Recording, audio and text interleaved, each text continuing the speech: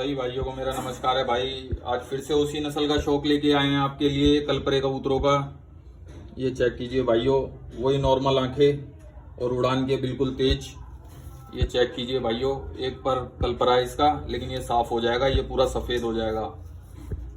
ये भी हमारे बाजियों के उड़ते हुए कबूतर है, लेकिन इस कबूतर को अभी 2 साल करीब हुए हैं हमारे पास। और ये देखो, इसकी भी लंगोट काली ही है। इस नस्ल की यही खास बात है। ये चेक कीजिए भाइयों, बहुत ही लंबा कद काठी का और उड़ान में भी बेहतरीन।